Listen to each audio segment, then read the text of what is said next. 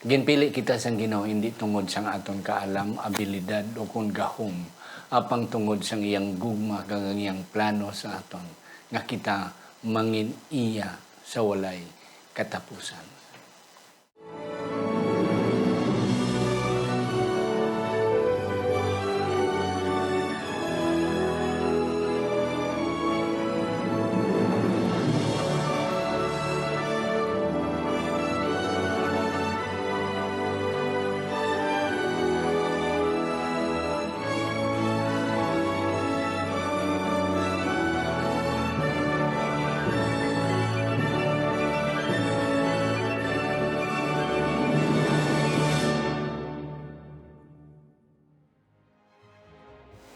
Ang Pagtuon Subong, ang semanal nga paghusisa, pag-review o kon pagbusisi, pagsiding sa aton leksyon sa eskuela sabatika, kagini ginadala sa inyo sang Media Ministry Department sa aton iglesia diri sa Central Philippine Adventist College sa Alegria, Murcia, Negros Occidental, Philippines.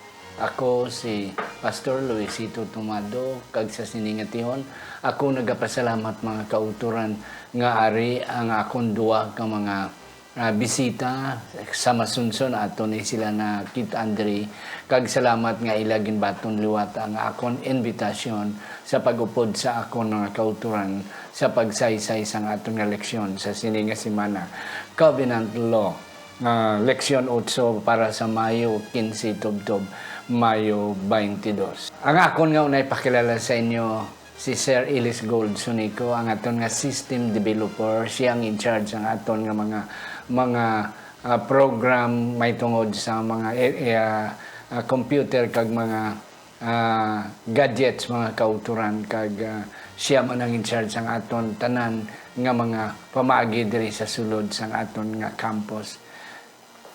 Siya mga kauturan originally from from Aklan, kagkaroon upod sa iyang asawa si Mamister, upod sa ilang duha ka kabataan, already sila nagapuyo. Sir, mayong adlaw sa imo.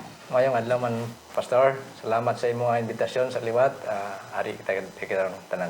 Yes, salamat gid Sir Ellis Gold. Ang ikaduha nga akong pakilala sa inyo, permin ninyo makita mga kauturan.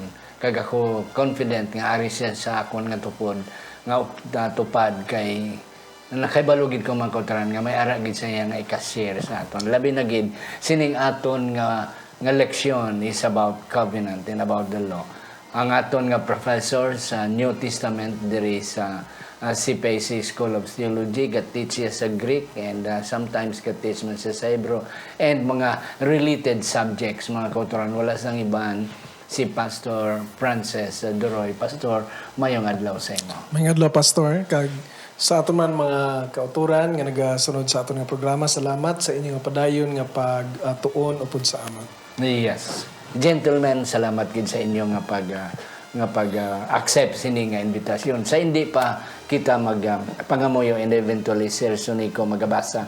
Ako na i-shout out mga kauturan ng atong mga kauturan halin sa Ruas Seventh-day Adventist Church, si Sir Dan and Ma'am Dang Delphine and family, si Sir Bonbon and Ma'am Jolie Newver and family, si Sir Tam and Avi Hopida and family, si Sir Tony and Mary Kanaya Sr., si Sir Donald and Hazel Martinez upod sang ila only girl, si Chippy Martinez.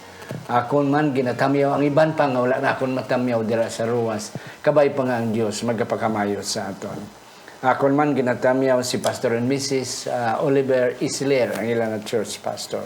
Mga kauturan, hindi ka mo malipat. Ara kita sa Radyo Bandera every 9 o'clock in the evening, Friday, up to 9:40. Mga kauturan, ara man gali kita sa may radyo natin sa Kulasi, Antique. Okay, mabatian natin ang aton nga review kada Wibis alas 6 ang aga.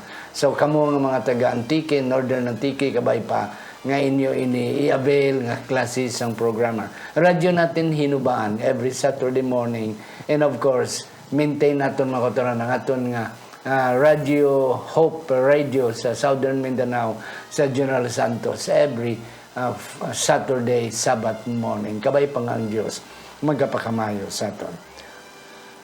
Ari na kita sa leksyon 8, Covenant Law. Apang sa hindi pa, akon pangabayon si Pastor Duroy sa pagduko sa aton mga ulo. Amay naman nga langit nun.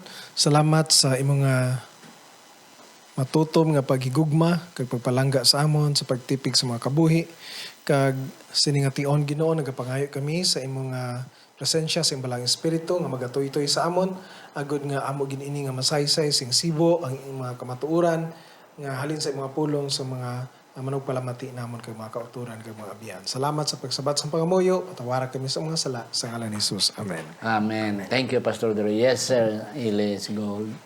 Ang aton niya pangibukad nga teksto sa sining aton niya pagtuon pastor makita sa Deuteronomio 7:9. Naghambal diri busa kilalaha nga ang Ginoo nga imo Dios amo ang Dios. Ang Dios nga matutom nga nagabantay sing katipan kag malig-on niya paghigugma sa mga nagahigugma sa iya kag nagabantay sang iya mga sugo tubtob sa linibo nga mga kaliwatan. Amen. Thank you, Sir Ilis. Kanami sa aton nga teksto nga makita si Deuteronomio 9, versikulo 7, versikulo 9, I mean. Pastor Franz and Sir Ilis, aton nga sundon ang aton nga mga pamangkot sa sininga simana. I hope mga kauturan nga sa sulod sang manubo nga tiniyon amon ini patpat kag masaysay sa inyo. Number 1 question nga ang Israel gid ang ginpili sang Ginoo. Ikadua, ano ni ang higot nga higot sa law and covenant nga hindi mo sila maseparar. And then what is law within the covenant? And then ang sunod, why and how God's character expressed in His law. Okay. Kag, of course, ang conditionality sang covenant nga ginhatag sang Ginoo sa iyang mga katawan. Kabay pa nga ang Diyos magapakamayo sa aton. Yes. Ari na kita, mga kauturan, sa aton nga Monday nga election. Direkta dahil na pamangkot, we don't have much time to waste. Pastor Franz, nga ang ginpili gid sang Ginoo ni Israel. So, of all the people during their time, why Abraham and eventually Israel? Okay. Kung kaysa man ang pamangkot natin, Pastor, no? Kagdamo ang permita ka pamangkot sina. Pero kung lantaw na mga kauturan, nga ang Ginoo may tinutuyo. So for example, ang tinutuyo sang Ginoo nga paagi sang Israel, ang tanan ng mga pungsod makakilala sa iya. Nga mahimo man silang covenant people Israel. So kung kaysa lagi question na to ang cause, pero actually ang result is just the same. The same lang nga kita tanan. Gamiton lang ang Ginoo, instrumento lang sila. So ultimately ang pagpili sang Israel bangod sa iyang gugma kag ang bugay sang Ginoo. Kaangay man sa pagtawag niya sa ang Israel kagamay nga nasyon. Hindi influensyado.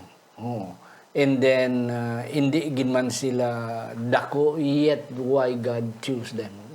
Tiya mo tong imo nga partial nga Sabbath nga misteryo kag gugma sang Ginoo.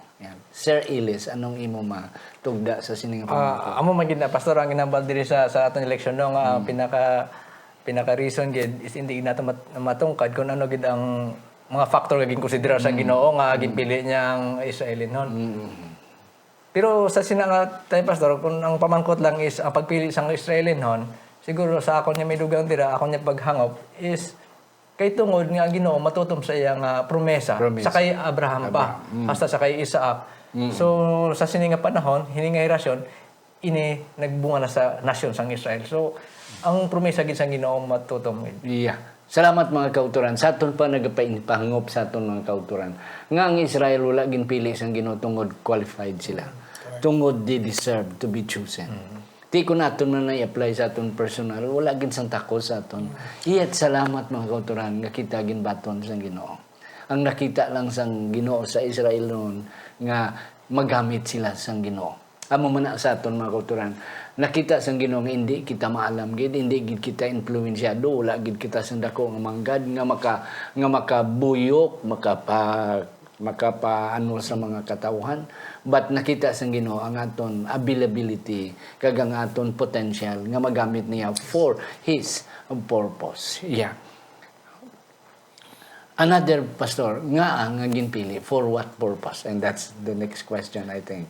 ultimately ang pagtawag sa Ginoo sa Israel, like for example in the Sinaitic Covenant, actually is ultimately a pagluwas sa mga katawhan Yeah. na mabalik sa iya bangod ang sala nagseparar sa ato. Yeah. Pero atong dumduman mga kauturan, mga abyan, nga ini nga the same calling by God made to Israel was also offered to the whole world. The whole world. So walay ang question nato diri, wala na sang question nga may pinili. Pinipilian. Because the same call, well, even the one he called to Abraham, God told Abraham very clear in Genesis 12, nga sa imo Abraham, pakamayuhon ang tanan nga mga pungsod. So ina nga calling is not exclusive. So mga kauturan, kung gitawag kita sa Seventh-day Adventist faith, nga gipatihan ta, nga kaangay ta sa Israel, nga may pinasahi kita nga mensahe, hindi nga para lang aton-aton lang, ipakigbahin ta. Yeah. Aron makapagigambit ang iban man. And that's correct mga kauturan. Ginpili sang Ginoo ang Israel not because they deserve to be chosen people of God. Pero nakita sang Ginoo nga maggamit sila sa Ginoo. Ang number one sa atong previous nga leksyon, ang Israel ara sa crossroad. Oo. Na tungod sa ila geographical location during their time, during sa nga civilization. Yes. Though Strategic location. Yeah, strategic location. And then of course, ang ilang lingwahe eventually will become a universal language o language ng bilog nga kalibutan nga mahangpan and some other reasons. So ang punto mga kauturan nga sila himuon vehicle, himuon sila pamaagi, himuon sila means, okay, alagyan conduit for God's purpose. Yeah. So ang akong diri man nga nakuha pastor no sa leksyon ni sa Domingo is pagpili sang Israel pastor is ginpili sila pastor nga hindi lang nga gakaulugan niya sila lang masun sang Ginoo. Oh. Kundi ang pagpili sang Ginoo sa ila para nga i-accomplish ang iyang tinutuyo sa pagluwas sa tanan niya katawan sa kalibutan. Yes, apply naton mga kauturan sa aton pamilya. Ginuna ka utod, ikaw bata ka, may ginikanan ka, pero ikaw nakauna baton sa Ginoo. May tuyo ang Ginoo sa imong diyo, your whole family. Hindi nga ikaw lang ang luwas Hindi sa lang Ginoo. ikaw sa Ginoo. Kundi may tuyo siya nga imo ginikanan, imo mga utod, ang imo mga parente will become believers of God. Gani pastor ko makadugang ko makahatag ko sang teksto sa gisambal ni Brother Ellis Gold nga Brother Soneco nga makita nato sa Hebrehanon 2:9 Yeah. nga nagasiling didto nga ang atong Ginoo si Ginoong Hesus nagkaridiri sa siniya kalibutan agod maghatag siya siyang kabuhi mapatay siya sa tag-sa aton. Yes. Salamat mga kauturan. Kadamo pagintani sa amon speaker but we don't have time. Monday ties that vine. Okay. Ang higot nga higot sa dua covenant and ang kasuguan ng law. Yes, Pastor Duroy, ano di ang imo matugda sini? Ang essence bala ang tinutuyo gid sang kinaugali sa sininga pakikatipan sa Ginoo bangod gud sa iyang gugma kag nagsugod ini atong hibaluan sa Genesis 3:15 sa nahulog ang tawo sa pagpakasala kag bugay gid sa Ginoo nga ibalik niya ang nadula sa aton sang ginhimo kita sa iyang dagway apang ini nga covenant even though it's called a covenant of grace pero part and parcel part sa nature sa sininga covenant amo ang iya nga kasuguan. Covenant. In fact may ginatawag kita nga covenant law. Ang terms bala. So amo na ang law, ang terms sa covenant amo ang iya nga mga kasuguan, ang tanan niya nga kabubuton para sa aton. Yeah. Kanami pastor sa imong gigamit, ibalik sang Ginoo ang dagboy nga nadula didto sa hardin sang Eden. So that's one of the intentions of God. Nga ang nakig-covenant siya. Nakig-agreement siya. Okay, mga kauturan ang background gamay sa covenant sige na nato na ginaistoryahan sa ligad ng mga panahon nga para bala kita mangita mga lalaki mangita kita sa akon aton nobya kag aton pangasawon sometimes ang atong pamilya ka question siya gid nga hindi na siya deserving yes so but since gugmaya hindi naton hindi naton madiktahan na ti siya and then we agreed with the girl with the man and then a relationship was created in that agreement because ti mag-agree kamo may mga obligasyon kamo may mga buhaton kamo in order for you to enjoy that relationship. Sir Ellis. So, sa go back to Pastor sa mga earlier natin lesson, daw dito gin-explain daw sa lesson 2, guro daw gin-explain ang basics ng covenant, nga may 3 ka elemento ang covenant, nga mangin matawag niya nga covenant, may promesa, may obligasyon, kag may means.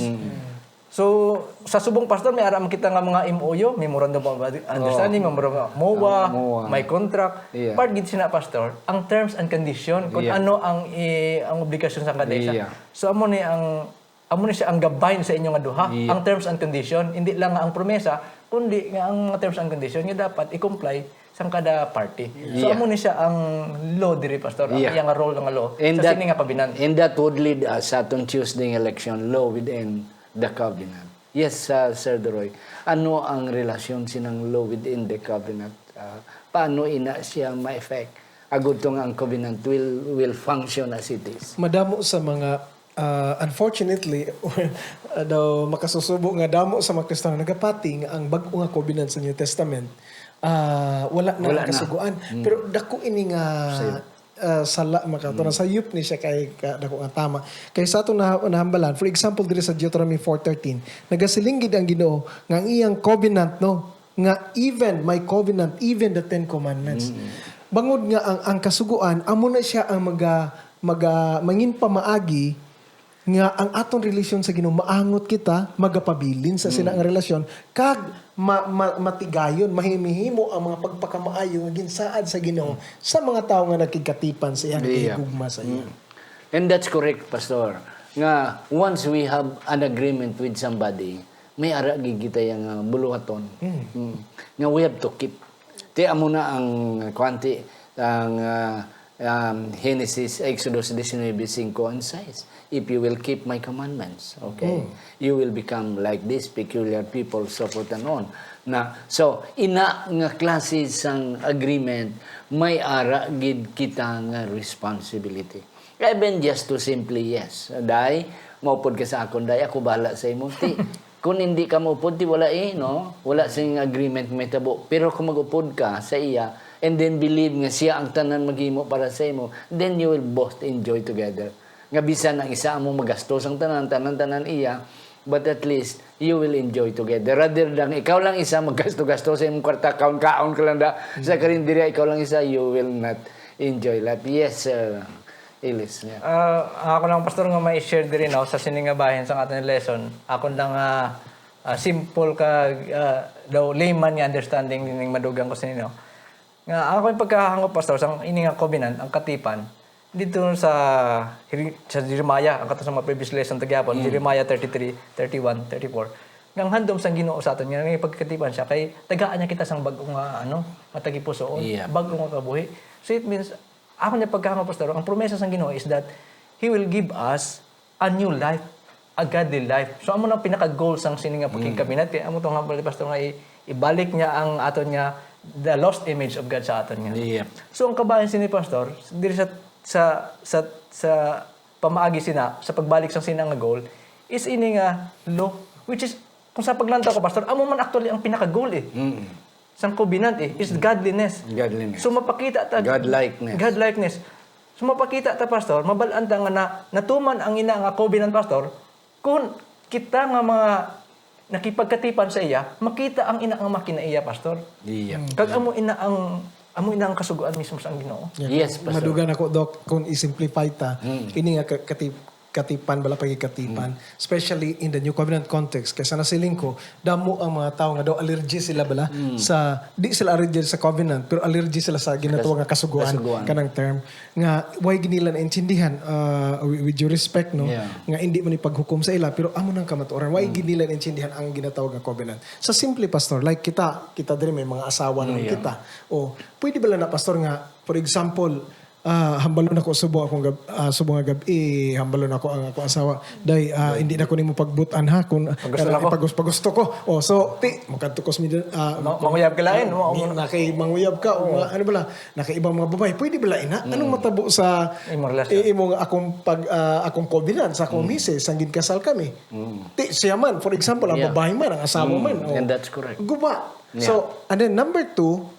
so muna kinahanglan gid ang law because it will keep us in that covenant and it will flourish, magmabungahon, maglabi pagkahapit. Kag last, Dok, ang mahambal nako ang ikaduha galing nga punto akong ginasiling nga makita nato diri sa Deuteronomio 10 versikulo 13 nga nagasiling ang Ginoo nga kung atong sundon ang iyang mga palatukuran, ang iyang mga kasuguan, subonggid siling sa Ginoo sa Israel. Bangod nga ini para sa aton ikaayo, for your own good. Amen, So this is the practical aspect Yes. of the law, of the terms of the covenant. So hindi na siya legalistic mga kauturan. Undi alang sa atong ikaayo. Di daw ano bala, Pastor, no? Nga hindi ka magpanglahi, hindi ka mangawat. Oh. Hindi ka magbutig.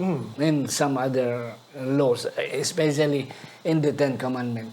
Hindi ka wala sa iban nga Diyos. Kaya ang kontragid sa Ginuya, kung ikaw yung magsimba sa iban nga Diyos. And that's it. Okay. Yes, Pastor. Yes, sir. Yeah.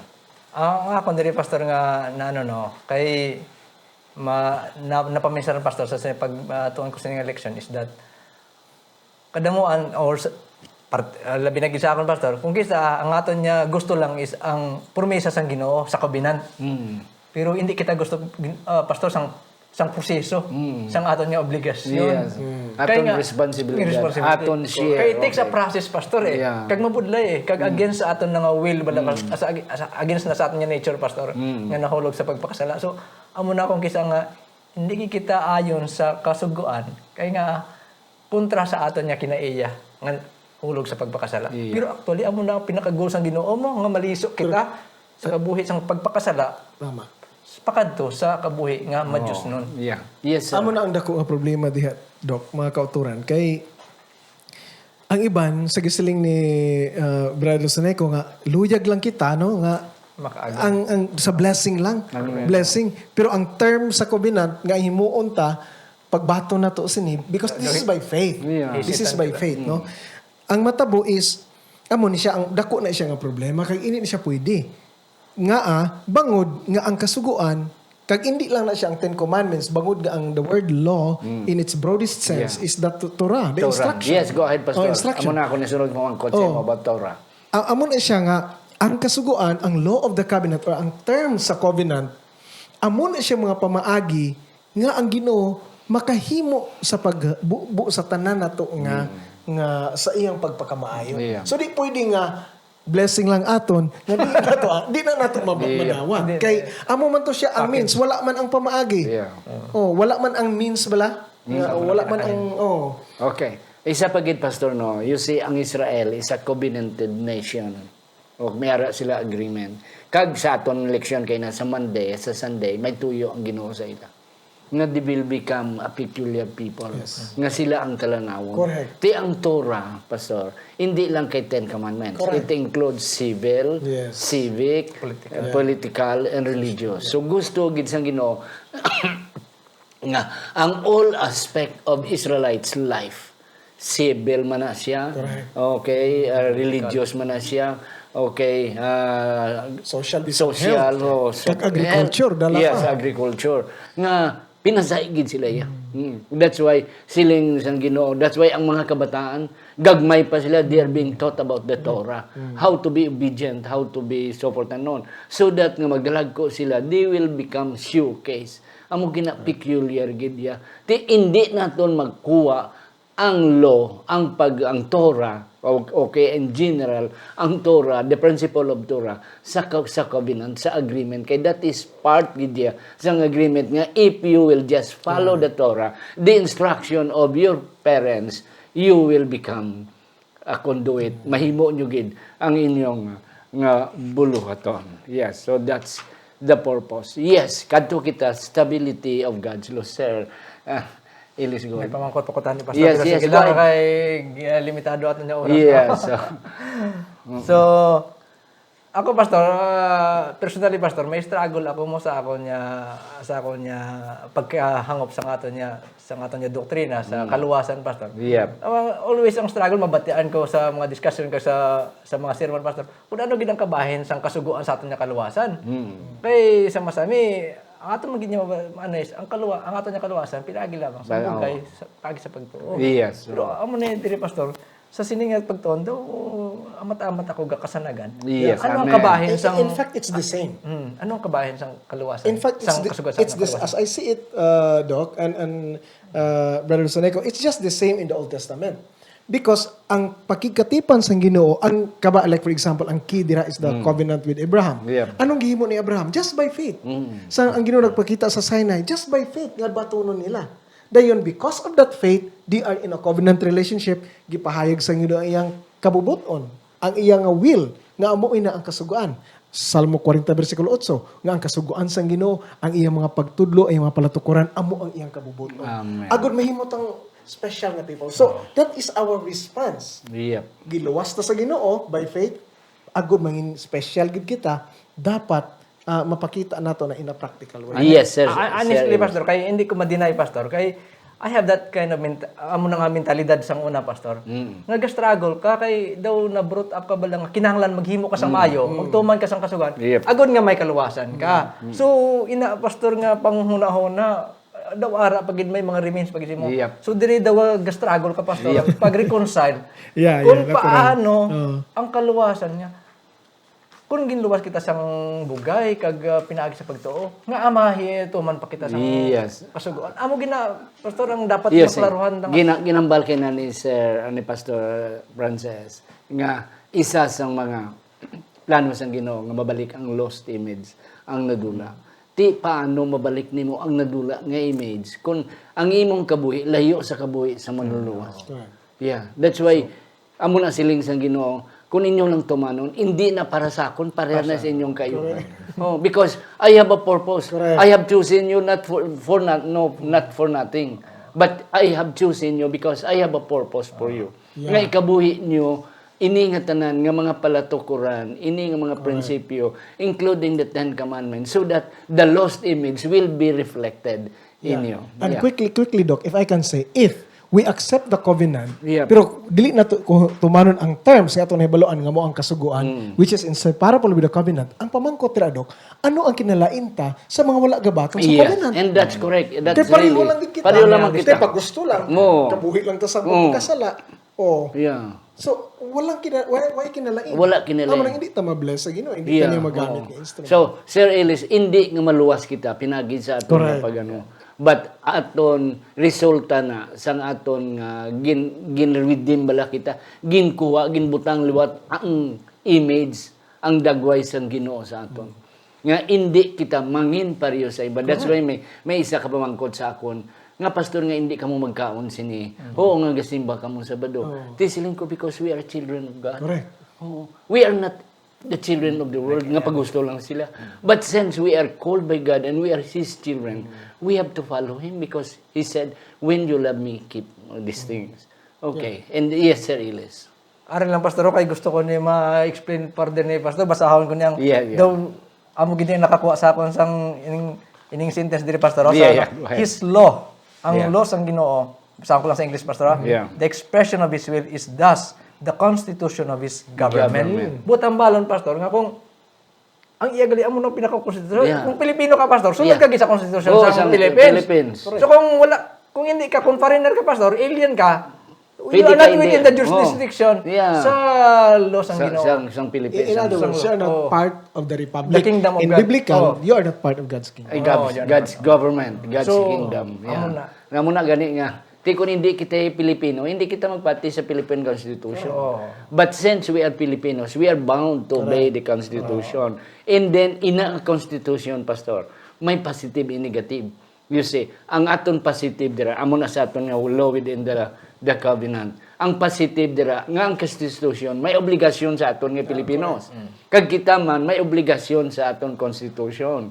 That's why, ga-demand kita sa aton rights based upon Constitution. Na, kung ga-base kita, gahimo kita sa husto, harmony nami ang Pilipinas.